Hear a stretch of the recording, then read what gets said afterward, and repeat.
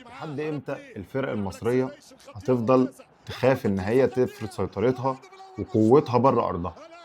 لحد النهارده رغم ان الاهلي عامل فرقة معدية 3 مليار وبرضه بيخاف بره ارضه.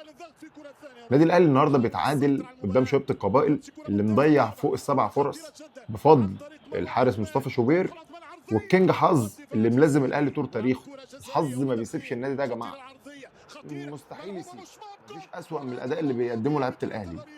بالمناسبه محمد هاني النهارده كان ادى اداء كبير، يعني ما كانش يعني افضل لاعبي الاهلي النهارده. الاهلي بيمتلك لاعب اسمه تريزيجيه مؤذي للعين يا اخي، والله العظيم مؤذي للعين. كل كره تستلمها بيحسسك انه بيحارب ويقطع التيشيرت مالك يا عم؟ كل كره جايه له عايز ياخدها يعملها ار 2 يحطها في الباقي. يا عم في ايه؟ في مليون حركه غير الار 2. هو حافظ مش فاهم. هي الكوره عندنا في مصر شو، وطالما ليك دراويشك هتعيش. ايه الفرق بين يسترب وعلاء عبد العال؟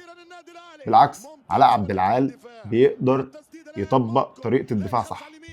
عنده لعيبه رجاله بتقدر تدافع صح، لعيبه ممكن قيمتها السوقيه تعمل مثلا 60 مليون جنيه بس واقفين على رجلهم صح. الاهلي ما فيهوش دفاع ولا هجوم، اللعيبه تحسها تايهه في نص الملعب.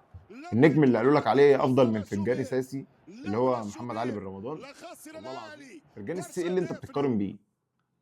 ده انت ضايع. ده انت كل الفرص اللي جات لك ان انت تخلص بيها المباراه، لا ولا اي حاجه، انت بتشوط في السماء. النادي ده محتاج ايه تاني؟ خدت كل حاجه وصرفت كل المصاريف اللي انتوا عايزينها، ولحد النهارده بتأدوا كوره. والله العظيم انتوا بتقدموش كوره. فين الكوره اللي بتقدمها؟ وبعدين انا عايز اسال سؤال، هي ايه فكره ان انت بتلعب مصطفى شوبير في افريقيا وبتلعب الشناوي في الدوري؟ لو هنمشي بالفرضيه الصح ان دوري الابطال افضل من الدوري او اقوى، تمام؟